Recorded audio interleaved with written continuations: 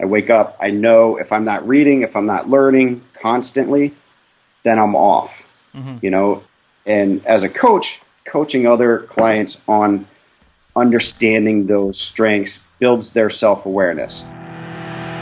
This is the Gold Medal Mindset, where we bring you all things winning in business, sport, and life. I'm Dr. Jason Richardson, pro BMX world champion and Pan Am Games gold medalist. Now I'm a professional speaker, author, and winning mindset coach. Thanks for joining in. Get ready to mine for gold as we challenge your perception to change your results. Gold Medal Mindset is brought to you courtesy of IPD Seminars, motivating the motivated with a 6-hour intensive training from leaders in business, sport, and life. Visit ipdseminars.com for more information. All right, folks, here we are again, yet again, and thank you for joining in to the Gold Medal Mindset podcast. And as you know what I'm about to say, I am super excited to have this guest. He's also a family member, part of the crew, so to speak, the Impact, Purpose, and Destiny crew. I've presented with him at the IPD seminars. He is a business coach, leader, and trainer, and let me tell you, he will scrape the strengths out of you to get you to do your best. His name is Gregg Frederick. Gregg, welcome back to the show. How you doing? I'm good, Jay. Thanks for the great intro. I hope I can live up to your hype, but I'm sure we can. We're gonna. It's your hype, not my hype. Yeah. Well, I've read your resume. That's why you're on the show. Perfect. We're gonna knock it out. Thanks for having me back. The last one was great. I really enjoyed it and got some good feedback from the crowd out there, and people really dialing into the strengths movement. I think since the last time we talked on the podcast, the strengths movement is grown tremendously. There's over 15 million people have done the Gallup Strengths Finder now, and it's really gaining momentum. So nice. So I think last time on the show we talked about how you went to Embry-Riddle and you wanted to be a pilot, but your eyesight was crappy, so that couldn't happen. But you've always raced bikes. That's how we know each other from the bike world. You were working at Giant. I was riding for Giant. You ended up becoming basically number 3 at Giant and increasing their sales by some ridiculous percentage. So this is me just speeding up the crowd as to who you are and where you. So you know sales, you know retail, and you know strengths. The one thing we actually didn't touch on last show, which I think would be interesting to touch on before we get to some IPD stuff, is the leadership piece. And okay. And you've been posting a lot lately. G3, your Emerge coaching, and all of that is leadership. And I remember us even talking prior to the election. And I'm not trying to go down a slippery slope here, but you definitely pay attention to all the candidates, and you're looking for leadership, like real leadership qualities. So let's touch on leadership. One of my favorite topics. So, my background is in leadership development. I have a master's degree in executive leadership development, and something I'm super passionate about.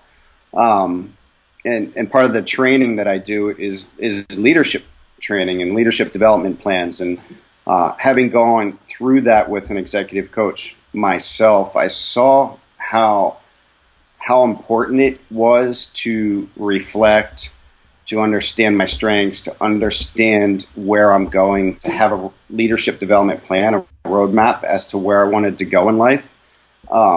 It tremendously helpful and successful in following that plan. And then as a coach, trickling that down to what we call in leadership our constituency. So our followers or people that work for us or work with us, doing leadership development plans with random people I've coached, and seeing the success that they've had when someone walks them through the coaching process and the leadership development process. Because on the leadership side, we always talk that leadership's a journey, not a destination, right? So from now to the day I die, I'll be on that leadership journey. And as it goes, as I get older, my constituency grows. The people that follow me grow, right? So now I'm responsible for being a great role model and growing other people in that leadership process.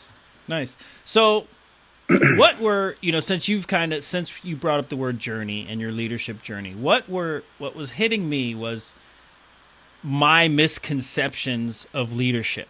So I was probably introduced to leadership in a formal sense, probably in around, I would say 2009.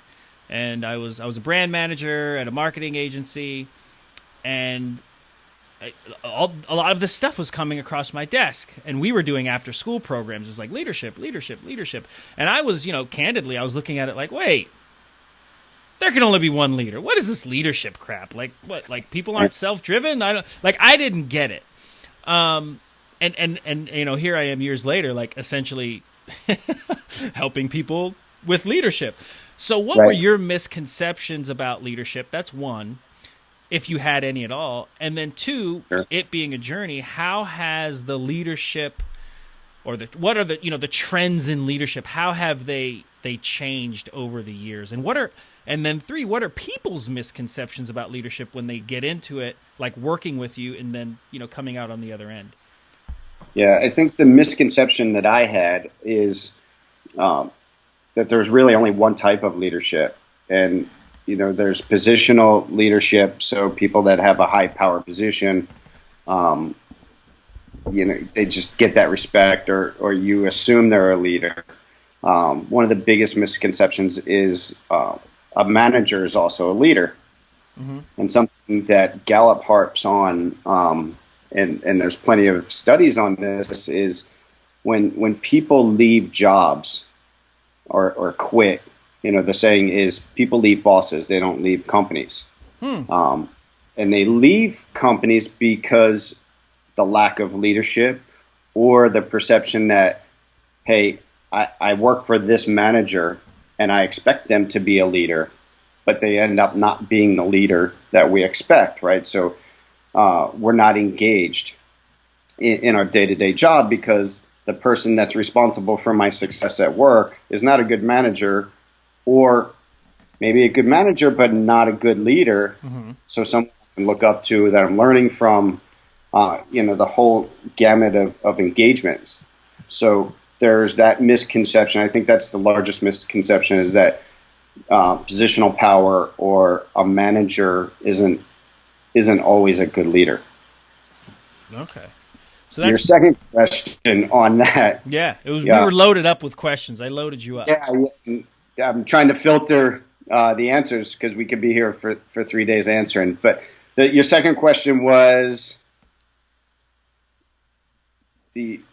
what did I learn? Your misconceptions, and then how is like the trend of leadership, right? And then the third question was people's misconception. When they start working with you, what are their beliefs or ideas about leadership, as opposed to like once they actually get in there and start digging. Right.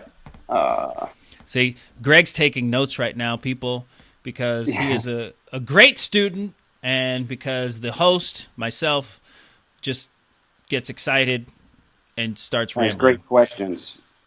Those are all great questions. I think bring value to the podcast for sure. So the trend, I think the biggest trend right now, two of them, emotional intelligence, Daniel Goleman, EQ, the science behind, you have to have feelings as a leader, and you have to, I don't want to talk too high level, but, as a leader, you're responsible for people, and people matter.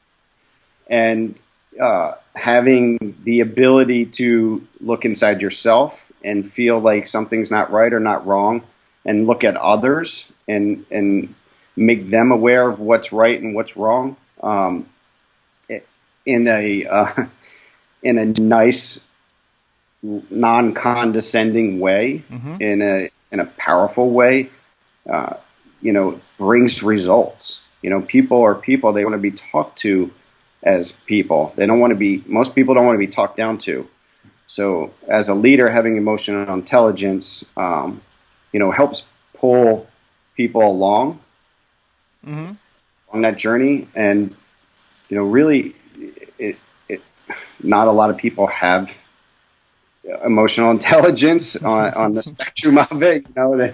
And again, it trickles down, right? When your leader lacks emotional intelligence and they're pulling this positional power, that transcends because people are not connecting in a level of engagement that's needed to be happy in their jobs. So they leave those jobs always searching for that level of engagement or that leader that's going to embrace everybody's strengths. Yeah. Okay. The other part to that is the coaching aspect. I posted this week about LinkedIn or something on LinkedIn, but the rise of coaching in leadership and leadership development at the company level. So a lot of successful companies that we see out there are hiring coaches to develop their employees, right? And so that awareness, and that'll play into mindset, which I think we'll probably end up talking about at some point too. But having a coach in an organization that can bring awareness to the employees, to the leaders, to the managers in a synergistic way that suits the business model of the company or suits the goals of the company is extremely powerful. Mm-hmm. Mm-hmm. So you talked about emotional intelligence. So real quick, because I think we say these things, and I say we, I mean like most humans, we say these things and we think we know what they mean. And there's usually, what I've noticed is a disconnect between what we intellectually know and how we behave and or what we actually believe. So go there with emotional intelligence, because I think people will just be like, oh yeah, that person's angry and I'm recognizing that you're angry. Like, I think that's kind of like as far as it goes. Or I'm emotionally intelligent. I'm aware of my feelings. I'm pissed or I'm happy. But I think I think there's more to it than just that. And I think, what does that really look like in play? So you're talking about self-awareness, right? So how I work with my clients, I'll put it that way. So we talked about the Emerge coaching program that I have. So the very first step in that is identifying someone's talents or their strengths. So when I know a client's strengths and I know, in the coaching process, talking to a client about their strengths, for me, I'm a learner strength. I love to learn. Like that's my number one strength. I love to gather information. I want to know. I'll read up on things as much as possible. I try to be the smartest one on the topic. I'm also a relator, so I have a small group of people that I keep in my constituency. I'm super competitive, an achiever. So putting those strengths together for me, right, and what I do with my clients is make them aware of those strengths and how each one plays into one another. And that really it builds their self-awareness. Once I became aware through my coach of my strengths and how my strengths play into my day-to-day living, like I wake up, everybody here wakes up with these innate talents. And for me, that's the learner strength.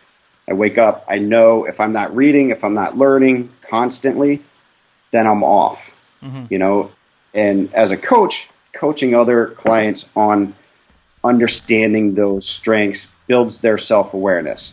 So once you have self-awareness, now you're putting together the pieces of the leadership development plan, making sense of experience. So everything we've done in our past influences how we act in the future, right? So you want to know how that goes into play. So once I'm aware of my strengths, I'm also aware of what I'm not good at. So teaching a client or myself, if I'm into a situation, if I get put into a work situation where I know I'm not going to do my best work, I have to compensate for that. If I don't know I'm not good at that topic or that project, and I do it anyway, or you're not, or you don't have your big boy pants on and not accepting that. Absolutely, right. And part of the emotional intelligent part is knowing that I'm not good at that project and asking for the help, right? Mm-hmm. Going to somebody that I know would be good in the project or help me and help the project move along effectively, that's good leadership. Leadership's not always knowing the right answer all the time, right? Leadership's knowing who to put on a project to make it successful. Right. So here's the thing, right? Because I think we're bombarded with a bunch of information, and I'm guilty of the bombardment. You're probably guilty of it too, right? Just because we have content and you're putting it out there. Yep. So here's the thing, right? As an entrepreneur, as the person who's like in the trenches, you're in the low level, you're in the high level, and you're in the mid level of your company. You're trying to make it work. You can talk Gary V language and hustle. You can talk, grind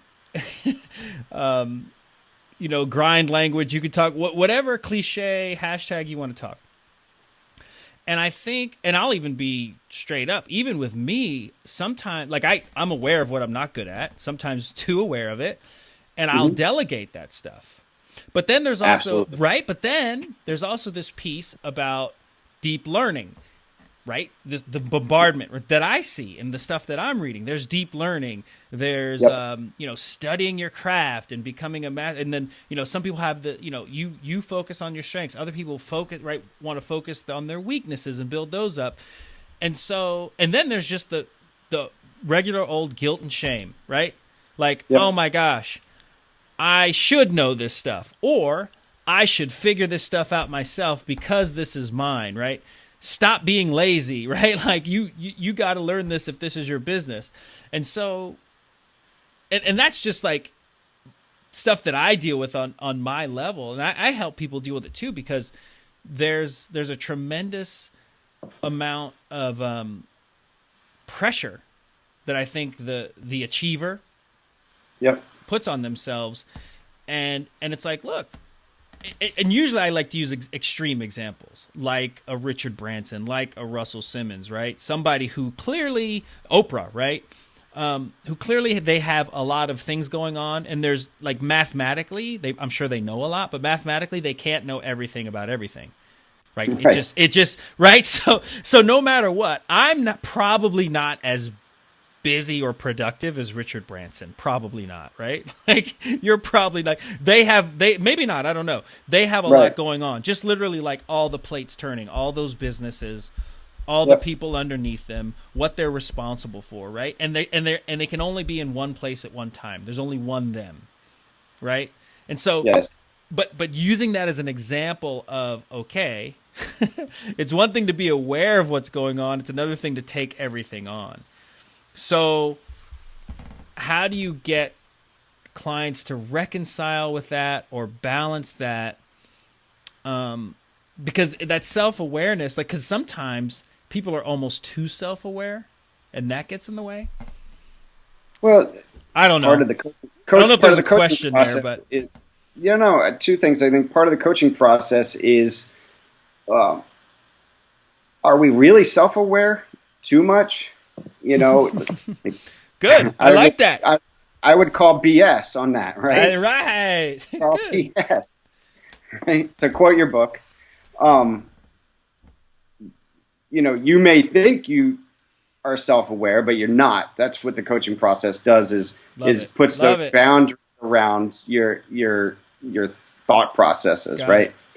Going to somebody like Richard Branson or Oprah or any successful celebrity, for lack of a better term. Business mogul, we'll say, right? We'll say Warren Buffett. Warren Buffett. How about that? Perfect. If you talk to any of them, right, they have, to use your term, all these plates turning, but how they manage it is they trust their people, right? That's where good leadership comes in, right? Is building your leadership, building your constituency to a point where, all right, these people have it. They're on it. I can trust this manager's going to run this business, this person's going to do this for me, and that person's going to do this for me. I've got to be big picture. I've got the right people in place to make sure we're successful. Mm-hmm. And that trust, right? Trust is very hard. It's very hard to get, very easy to lose. So building that trust, that's how you build part of your leadership. And that, part of our leadership development plans that we work on is identifying trust issues and who can you trust and how do you build trust through the leadership process. Got it. All right. That's it? Trust? I think it's underrated, man. I agree. I think two things that are underrated in performance in general. Trust and love. Absolutely. Like I those two things at the end of the day, when I'm right, whether I'm on the deck at the X Games or the Olympics or wherever, like it boils down to that person coming through, even if they're in a team situation, right? Because even that person has a job or something to execute on that, a responsibility, I should say, not a job, a responsibility to the team or to whatever they want. But yes, it comes down to that person executing, and that gets in the way, the lack of trust, and then absolutely. kind of like working. I don't want to say working not to be human, but we kind of tend to not let ourselves be human. What'd you say? It's all right to be human. Right. Like that's the secret. That's like the reason why it works. To me, I think you're totally we're on the right brainwave there, because I started working late on mindset with a couple of local guys that were going to the BMX World Championships a couple of weeks ago. Uh-huh. Like I started working with them like literally 2 weeks before the World Championships. So my point to them is, hey, they reached out to me. I was like, hey, man, this is a longer process than 2 weeks. We need more than 2 weeks to really get your mindset there, but let's do what we can. Right. So for me, on the love and trust thing, it's like the two buzzwords I worked with a couple of the clients was, hey, you guys have been training. Trust that you're training. You're prepared, right? Day one, 2 weeks before the race, I knew they were prepared. They were going as fast as anybody or faster than anybody else, because I knew they were preparing themselves on the track. Mm-hmm. The part I needed to pull out for them is that love, right? So I asked one of the clients, when you cross the finish line in first and you won the World Championships, who are you going to thank? Who are you going to first? Right. Great question. The one kid, it was a kid, he's a teenage kid, he's like, my mom.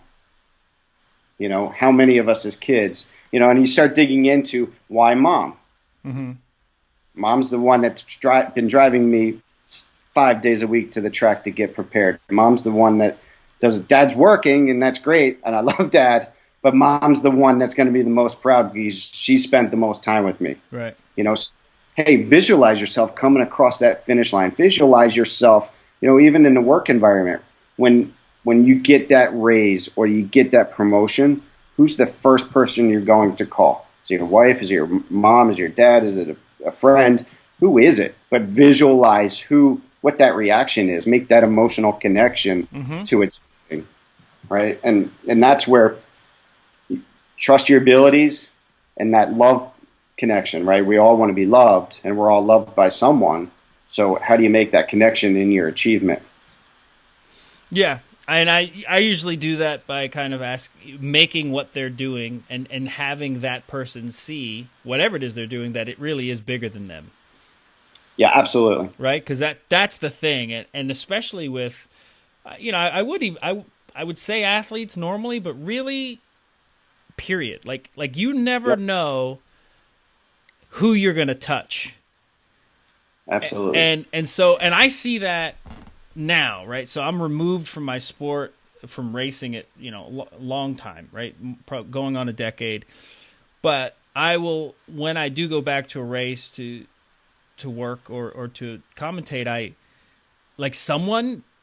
pretty much every time someone comes up to me who says they remember when I raced, that I might have talked to their kid or I might have talked to them, or they'll show me a picture that they have of me. It's like, whoa, this is really, it's like, it's really weird. And right. I was just a guy riding a bike around the world. Like but really, like, I've noticed that in any situation. I mean, my father's getting up in age.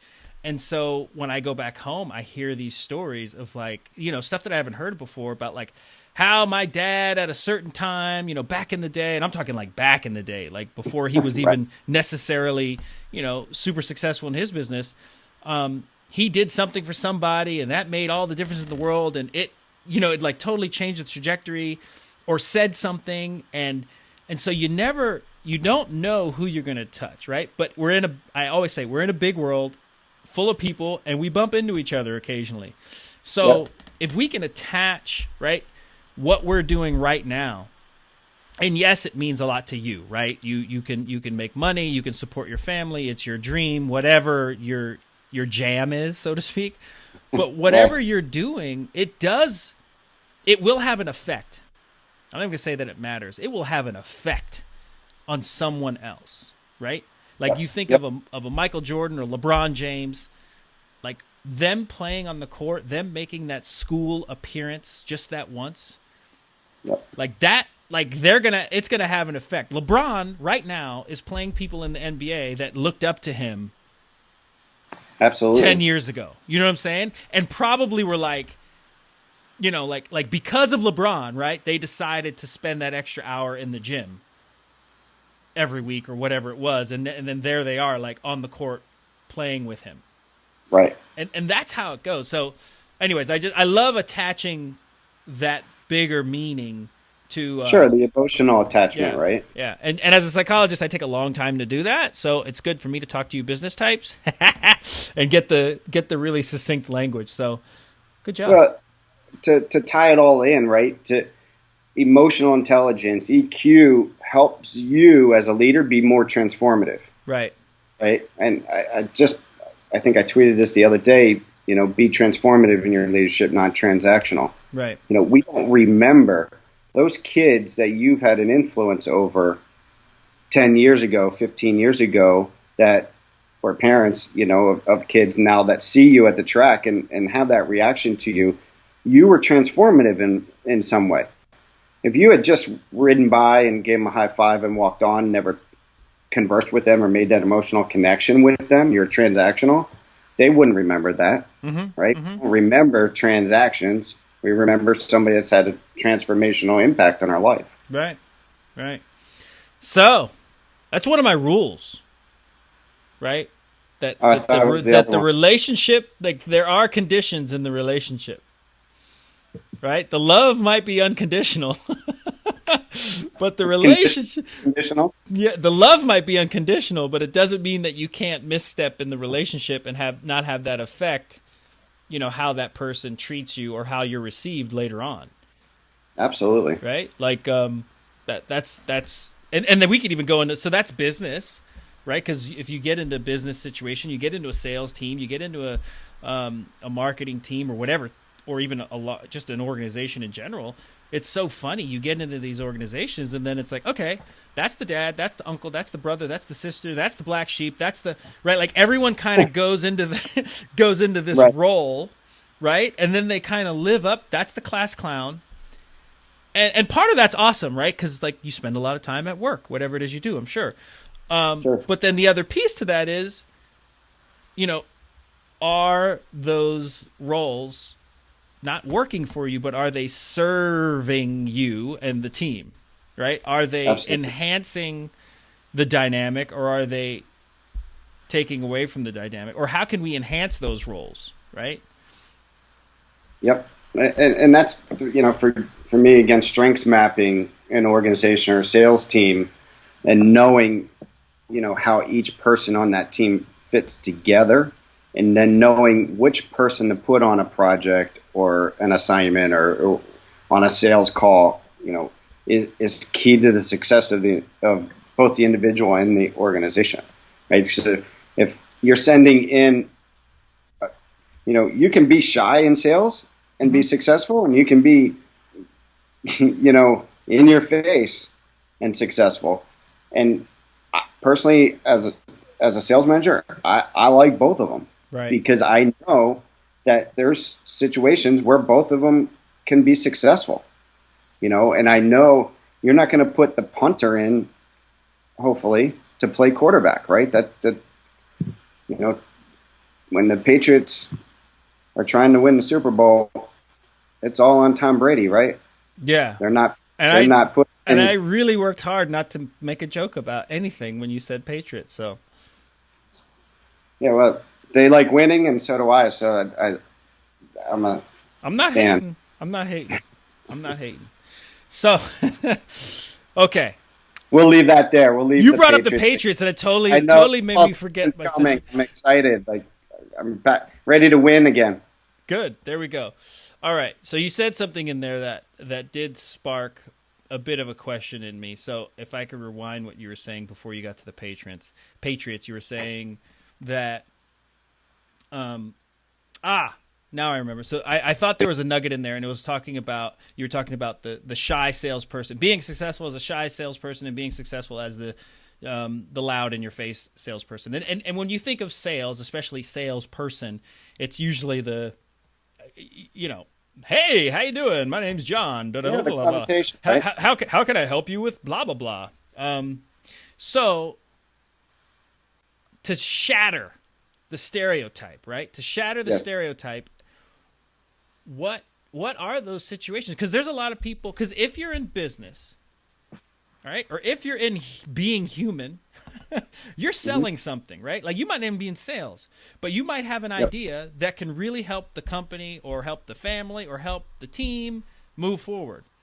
And that's going to require sales, right? Someone's going to have to buy in. So, absolutely. What the shy person in sales? I want to burrow in on this just a bit, because I don't want people to leave here thinking I have to be X to be X. Like, that's how we get into this machine mode and we get outside of being ourselves. So if you're a shy person, or if you're a more of an introvert, how does the introvert succeed in sales, or what kinds of situations or environments can they thrive in or help create so that they can do better in? Right. So I'm an introvert at heart, right? And I was successful in sales, and I'll speak for myself. I'm not the guy that was going to be in the face of the customer and rah, and, this, that, and the other thing. I took the approach of, I'm going to educate myself on the product, and I'm going to help my customer be successful with our product. And I'm going to educate my customer as to why the product that we're selling was better than our competitors and what it's going to do for their business. There's the different approaches, right? And just like anything else, your customers have different personalities. So I knew, hey, some guys you have to be totally up for, and you got to put on the game face and do it. And some guys you can sit down and have a good business discussion about what you're doing. And shame on any company that creates a culture where there's not diversity, particularly in today's world. So right? What do you mean by diversity? Diversity in personalities, diversity in race, religion, like the diversity. For me, I was very successful building a diverse team. But I also play into the strengths movement. So in strengths, there's diversity doesn't matter. You're playing on people's talents, not on the color of their skin or sexual orientation or male, female, things like that. So, you treat people as humans. Right. But absolutely, the shy person has their talents, has their strengths. So if they're aware of those, and aware of how those play into selling or the organization's goals, it's my job as a manager, as a leader, to bring those out and make that person successful with their talents. Cool. I can't. So my manager or boss or anybody else in my life wasn't going to make me an extrovert. No. No. Right? So why should they expect that? Mm-hmm.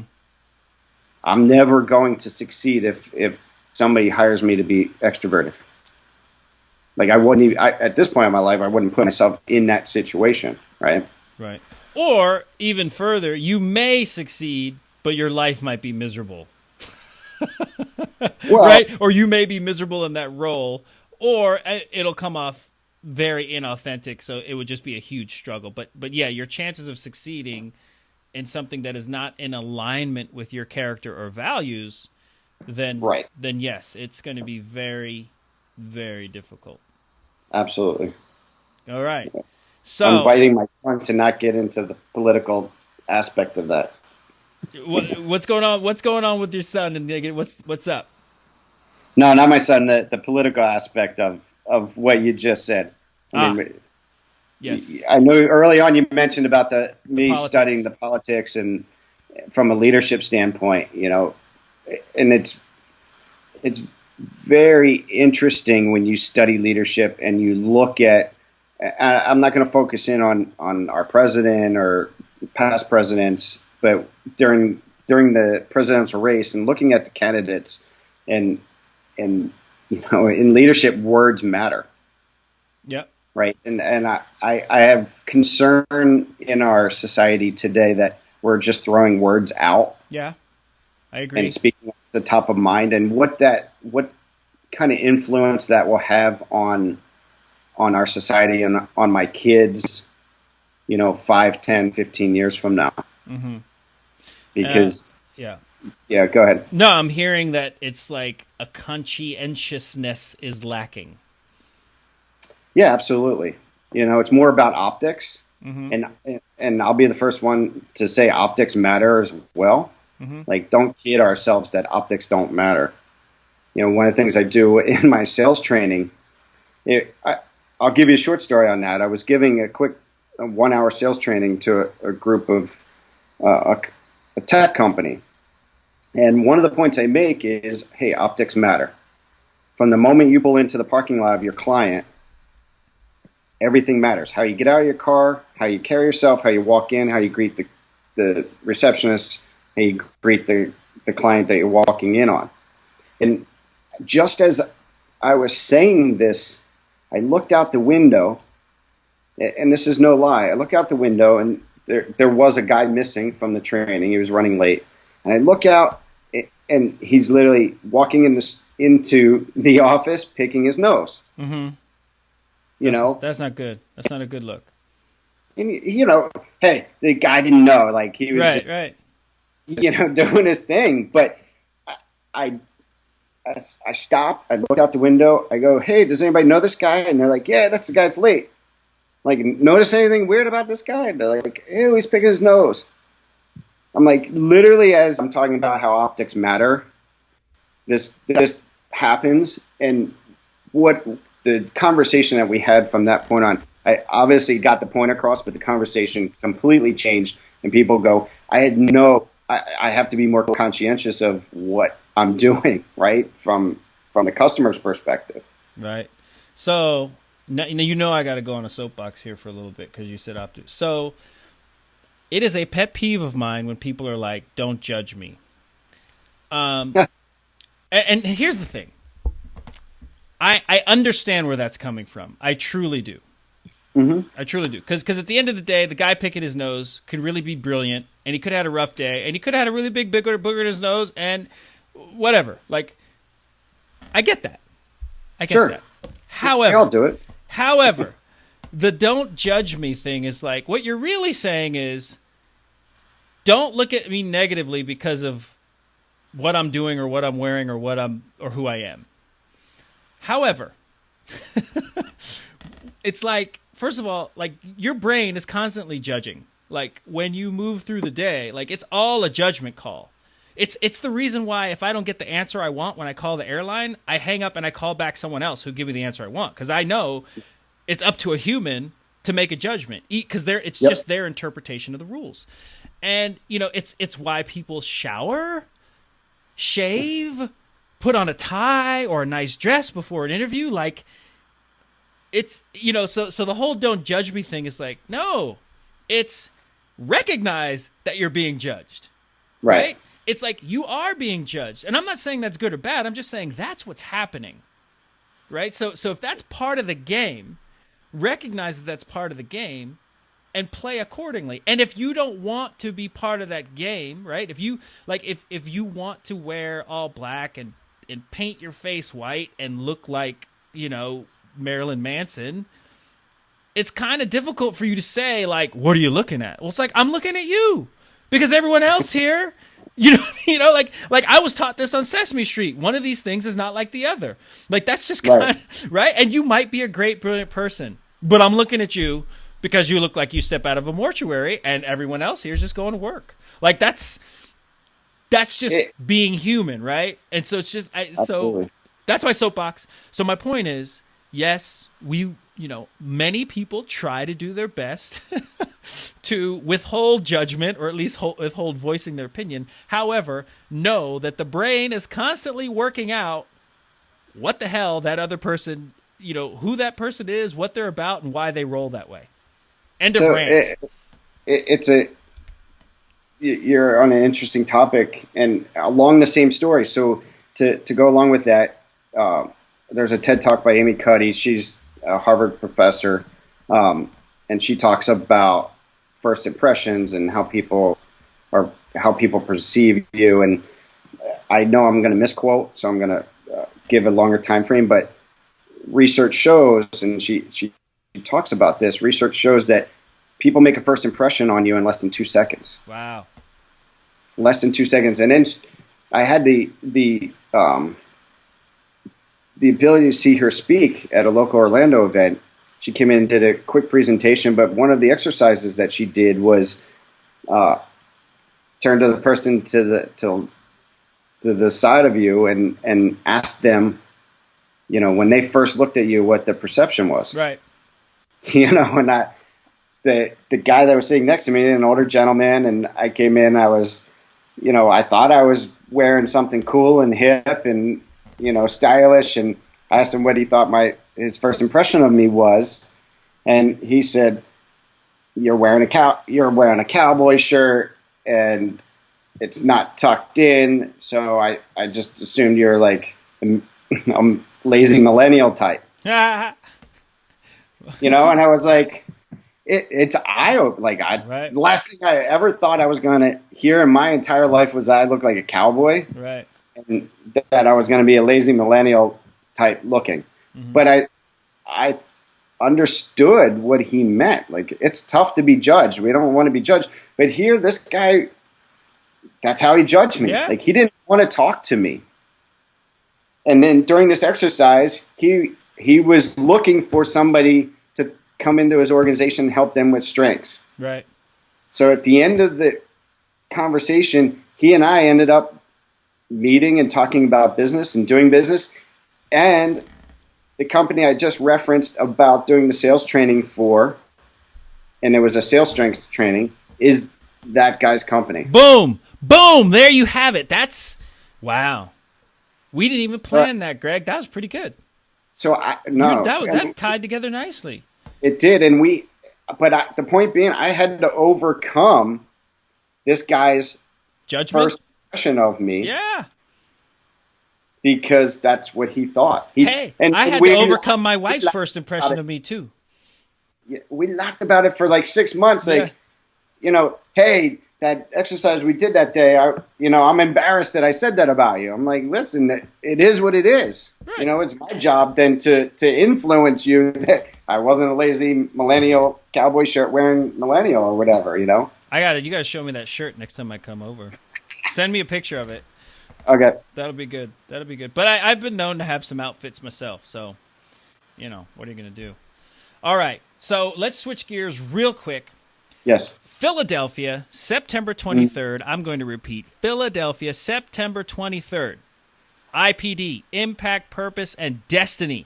Myself, Dr. Clarence Lee, Sean Anthony, and this gentleman, Gregg Frederick, will be presenting at the Pennsylvania Convention Center. So I'm excited about your talk, and I haven't asked you too much about it. Do you want to share what bits and pieces of what some of the what the attendees will be hearing about and getting? What's the value for their? Yeah, so I'm going to tie it all in through the Emerge coaching. So we're going to talk a little bit how your talents can make an impact, how you find your purpose through your leadership development, and how you can reach your goals. And we're going to tie it into mindset. I know all of us are kind of touch on mindset, but for me, touching on mindset is the cherry on top of the coaching trifecta of strengths, leadership, and mindset. Somebody asked me, hey, what does mindset do? And what I want the attendees and everybody here to know is that mindset, if you're at 98%, that mindset takes you to that 100%. Or if you're 95%, mindset will take you that extra 2 or 3%. But that extra 2 or 3% at a high level makes you untouchable. Yeah, that's high performance. I say it over and I'll say it again. It is we're always splitting hairs. Absolutely. Like we're always if you're constantly, I don't know, I'm going to butcher the math on this, but is there some kind of physics law or rule or something? But you can kind of keep splitting until infinity, right? Just finer and finer and finer and finer, right? You can always keep going.